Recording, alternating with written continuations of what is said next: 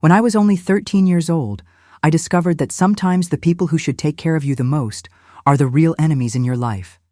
The story I'm going to tell you today is my story, an example of sadness and depression, but even more, so of overcoming. Hello, my dears. My name is Louise Miller, but everyone knows me as Grandma Lou. I'm 73 years old, and I was born in Riverdale in the suburbs of Philadelphia in 1952. Today, I'm going to tell a story that I've carried in my heart for over 61 years. Something I've never told even my own children. So if you're watching me now, please leave a like on this video and subscribe to the channel, because your support gives me the courage to talk about things that even after so much time still hurt as if they happened yesterday. Before I start my story, I wanted to thank you all because we hit 20,000 subscribers this week. That's a lot of people. My goodness. To thank all of you across this great country, we're going to give away $200 at the end of the month. To participate, just be subscribed to Grandparents' Tales. Hit the notification bell, like this video, and comment where you're watching from. It could be from Oregon. It could be from South Carolina. It could be from New Hampshire. It could even be from outside the U.S. I want to get to know all of you. Well, my story begins in 1965 when I was 13 years old. We were a simple family living in a small 3-bedroom house in Riverdale. My father, George, worked as a truck driver, making deliveries throughout Pennsylvania. He was gone for days, sometimes entire weeks. My mother, Connie, was a seamstress and dress, taking in clothes from the wealthy ladies in town to wash and iron. Our house always had clothes, lines full, sheets swaying in the wind. I was the 4th child, the only girl after 3 boys. Anthony was 19, Joseph 17, and Robert 15. In my father's mind, having a daughter after 3 boys was a blessing from God. He called me his little princess, kept candy in his shirt pocket, to give me when he came back from trips, carried me in his arms until I was 11, even though I was already getting big. When he was home, I felt like the most protected person in the world. But my father was home less and less. The trips were getting longer, the deliveries more distant. Sometimes he'd be on the road for 20 days. And it was during one of these long absences that everything started to change. It was March 1965, the day heat was still strong in Pennsylvania. My mother had gone to deliver clothes to a client and left me at home with my brothers. "Take care of the house, Louise," she said before leaving. "Your brothers will be here. Ask them for help if you need anything." That afternoon, I was washing dishes in the kitchen sink when I felt someone behind me. It was Anthony, the oldest. He came close, too close, in a way he had never done before. "Louise, you're becoming a young lady, you know," he said with a different voice that gave me chills down my spine. I tried to move away, but he grabbed my arm. "What are you doing, Tony?" I asked, frightened. "Let me go, I'm finishing the dishes." That's when Joseph entered the kitchen. I thought he would argue with Anthony, defend me, but the smile on his face told me otherwise. They had planned something. I could feel it. Robert appeared shortly after, leaning on the doorframe with a look I had never seen before. "Mom won't be back until tonight," said Joseph. "Nobody will know." What happened in that kitchen that afternoon is something that still makes me nauseous to remember. They were my brothers, the people who should protect me, defend me. But that day, they were my executioners. The 3 of them together planned as if I were an animal, a thing, not their sister. When it was over, Robert, the youngest, who was only 15 years old, said something that haunts me to this day. "If you tell anyone, nobody will believe you. They'll say you're a liar, that you wanted it." I stayed lying on the kitchen floor for almost an hour after they left. I couldn't get up. I couldn't stop crying. When I finally managed to move, I went straight to the bathroom. I showered until the water ran out, scrubbing my skin until it was red as if I could clean away what had happened. When my mother arrived, pretending everything was fine, was the hardest thing I'd ever done in my life. "Is everything okay, Louise?" she asked, noticing my swollen eyes. "Yes, Mom." "Just a little headache. That night, I locked my bedroom door and pushed the dresser against it. But it didn't help. The next morning, when my mother went to the market, they came back. Anthony broke down the door with a push that threw the dresser aside. "No use locking yourself in, silly," he said, with Joseph and Robert right behind him. "This house is ours too." And so began my personal hell. Every time my mother left, every absence of my father was a sentence. They took turns. One would watch if anyone was coming, while the others I can't even complete the sentence. The abuse became more frequent, more violent. They knew exactly when they could act. They knew my mother's routine better than she did. They knew that on Tuesdays and Thursdays she would deliver clothes and then stay chatting with the neighbors in the late afternoon. They knew that on Saturdays she went to the market and took at least 2 hours, and they knew that my father would only return after many days on the road. I began to change from a cheerful, talkative girl. I became a shadow. I stopped eating properly, lost weight, always had dark circles under my eyes. At school, my grades plummeted. I, who had always been a good student, began to get low grades, to miss classes. "What's happening to you, Louise?" my teacher asked one day. "You've always been so diligent." I wanted so badly to tell the truth at that moment. But Robert's words echoed in my head. "Nobody will believe you." And I myself began to doubt what was happening. Had I done something to provoke it? Was it my fault? I tortured myself with these questions every day. At home, I started dressing differently. I wore baggy, ugly clothes, trying to hide myself, make myself invisible. I cut my hair short, stopped smiling. I did everything I could to not draw attention, but nothing worked. Things only got worse. One day, after a particularly violent abuse, Joseph held me by the arms while Anthony approached my face. "If you try to tell Dad when he gets back, we'll say you came on to us, that you've been teasing the boys at school too, that you're no good." Who do you think he'll believe? His 3 sons? Or the girl who's been acting all strange? Their manipulation was cruel, calculated. They knew exactly what to say to keep me silent, to make me feel guilty. They even started making up stories for my mother, saying they had seen me talking to older boys on the corner. "Louise is getting flirty, Mom," Anthony would say at the dinner table. The other day, I saw her chatting with a guy who already works. My mother would look at me suspiciously, worried. "Is that true, girl?" "No, Mom. I swear it's not. She's lying." Joseph would insist. We saw it. Gradually, they destroyed my relationship with my mother, too. She began to distrust me, to watch me more, but not in the way I needed. She watched to see if I wasn't giving reasons to the boys if I wasn't behaving inappropriately. The only thing that gave me strength was thinking about my father's return. When he was home, they wouldn't dare approach me. My father had always been my protector, my hero, if he knew. But how could I tell him? How could I make him believe? Months passed, and my body began to show signs that it couldn't take it anymore. I started having bleeding outside my menstrual mass period, pains that made me faint, fever that came and went without explanation. One night, after a particularly violent abuse by all 3, I started bleeding heavily. It wasn't menstruation. It was something worse. I felt such a strong pain that I passed out in the bathroom.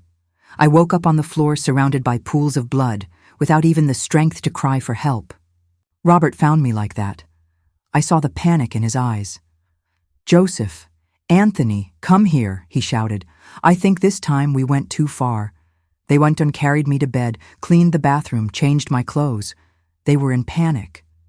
"If anyone finds out, we're done for," said Anthony. "We'll say she fell down the back stairs." They left me in the room still bleeding, but less.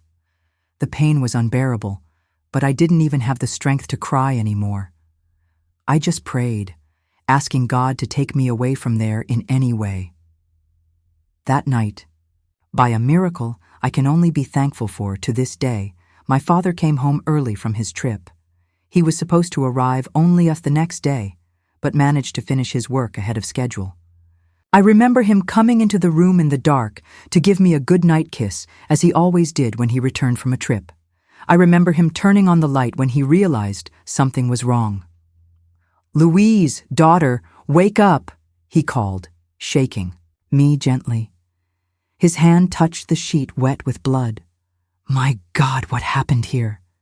"Connie, come here right now."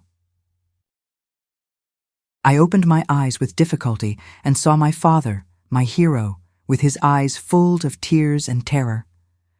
I tried to smile, tried to say I was happy he was back, but I could only whisper, "Dad, help me." And that was the last thing I said, before passing out again. The desperation in my father's voice calling my mother, the chaos that took over the house, the journey to the hospital. All of these are confused parts in my memory. But I clearly remember the look in my brother's eyes when they took me out of the house, carried in my father's arms. A look of pure terror, not for my health but for what would come next.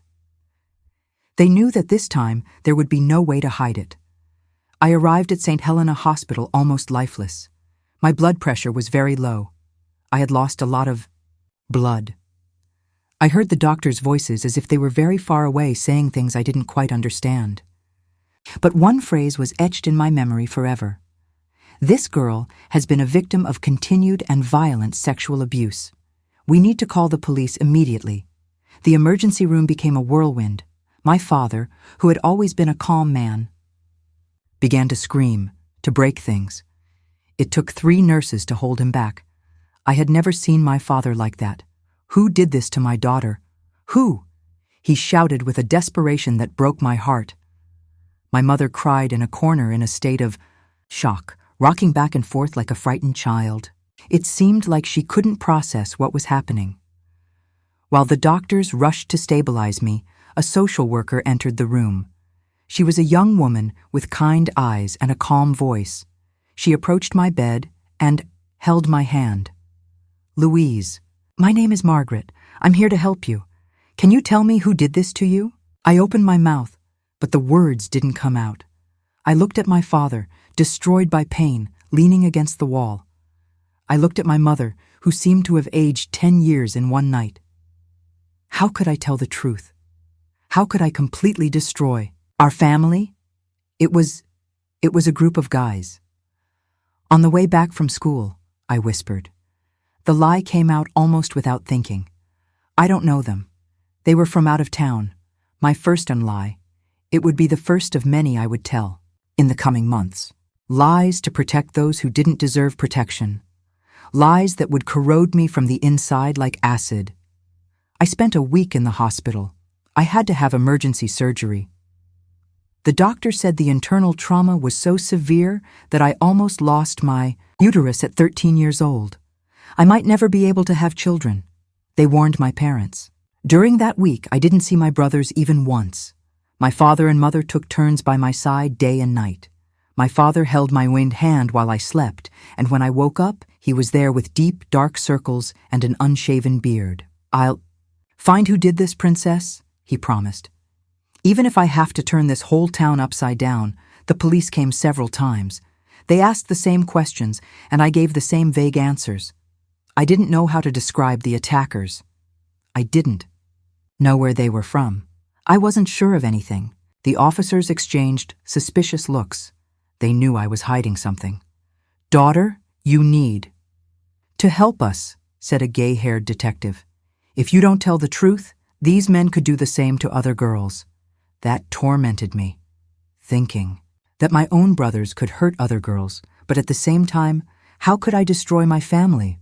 How could I make my father lose not only his daughter, but also his 3 sons? The night before I was discharged, I had an unexpected visit. My mother had gone home to shower, and my father went to buy something to eat at the hospital cafeteria. I was alone in the room for almost an hour. The door opened slowly, and Robert entered. My youngest brother, only 2 years older than me, was unrecognizable, thin, pale, with deep, dark circles. He seemed to have aged years in just 1 week. My first impulse was to scream, but he raised his hands in surrender. Louise, please. I just came to say that he began to cry, something I had never seen him do before, that I'm so sorry. Really sorry. I remained silent, observing this boy who had participated in my torment, now reduced to tears in front of me. Anthony and Joseph said if I didn't participate, they would beat me up, that I wasn't a real man. I didn't want to. I swear I didn't want to. Go away was all I could say before Dad comes back. He's suspicious of us, you know. He's asked several times where we were that day. He's asking the neighbors if they saw anything strange. Anthony is in panic. I didn't answer. Part of me wanted my father to discover everything for justice to be done. But another part knew that this would destroy our family. Forever. You didn't say anything, did you? Robert asked, nervous. If you talk, go away, I repeated more firmly. I don't want to hear threats. It's not a threat, he said, approaching the door. It's just that you know how Dad is. If he finds out, he'll kill us. Literally, and he left before I could answer. I stared at the closed door, tears streaming down my face, because the worst part was that he was right. My father, always so calm and loving, had a limit, and that limit was my safety. I returned, home on a Sunday afternoon. My father had cleaned and arranged my room, bought a new bedspread, even painted the walls a light yellow that I had always liked. So you feel like you're in a new place, he explained. A fresh start. A new sturdy lock had been installed on the door. My father solemnly handed me the key. No one enters here without your permission. No one. The first days at home were strange. My brothers hardly appeared when I was in the common rooms. They left early and returned late, avoiding meeting me or my father. My mother tried to act normally, as if everything would go back to what it was before. She prepared my favorite foods, combed my hair like when I was little, tried to make me smile. But there was something broken between us, something I didn't know if it would ever be fixed. Daughter, you need to eat, she insisted, seeing that I barely touched the food. You need to regain your strength. But how to explain that each bite was an immense effort? That I didn't feel hunger, didn't feel anything but a huge emptiness. My father extended his leave from work. He said he wouldn't go back on the road until I was completely recovered and until the bandits were caught. He spent days at the police station talking with investigators, offering rewards, making posters with the vague description I gave of the imaginary attackers. At night, he would sit on the edge of my bed and hold my hand until I fell asleep. Nothing bad will happen to you again, Princess, he promised. Never again. But the harm was already done, and it lived under the same roof. The nightmares started almost immediately. I would wake up screaming in the middle of the night, cold, sweating, reliving every moment of horror. My father would come, running, hug me, try to calm me down. Sometimes I would get so agitated that I needed to take the medications the doctor prescribed. They're just dreams, daughter, he would say, wiping my tears. They can't hurt you. But they weren't just dreams. They were memories, memories that would haunt me for decades. At school, things weren't better. Although no one officially knew what had happened to me, rumors spread like wildfire. Small towns have big ears and even bigger mouths. Look at the girl who was attacked. They whispered in the corridors when I returned to classes almost a month later. They say it was men from out of town, a whole gang. Some people treated me as if I had a contagious disease, others with a pity so deep that it was almost worse. My friends didn't know how to act around me, what to say, how to behave. I began to isolate myself more and more. I spent the breaks alone, sitting under a tree in the yard, away from the looks and whispers. My grades, which were already bad, got even worse. The teachers tried to be understanding, but I could see the frustration in their eyes. Louise was such a promising student. I heard the principal comment to my teacher as I passed by her office. It's a shame all this happened. Will she be able to recover? At home, The tension was palpable. My father continued his crusade to find the culprits, increasingly frustrated with the lack of progress. My mother tried to keep the peace, always walking on tiptoes, as if fearing that any noise could break our already shattered family even more. My brothers developed different strategies. Anthony, the oldest, and their leader, acted as if nothing had happened. Sometimes he even tried to be kind to me, offered help with homework, asked if I wanted to watch television. "I'm worried about you, sis," he would say with a falseness that made me nauseous. "We have to stick together in this difficult time." Joseph, the middle one, opted for total distance. He spent more time out of the house, got a job at a mechanic's shop, came home just to sleep. When we were forced to be in the same environment, like at dinner, he didn't raise his eyes from his plate, didn't say a word to me. Robert, the youngest, seemed to be as destroyed as I was. He was visibly losing weight, had nightmares like mine, jumped when someone touched him unexpectedly. Several times I caught him observing me, from afar with eyes full of remorse and fear. One night, about 3 months after the hospital, I heard a violent argument in my parents' bedroom. My father rarely raised his voice, so I was immediately alert. "There's something wrong with this whole story, Connie," he shouted. "Can't Ho's eyes are no longer those of a child."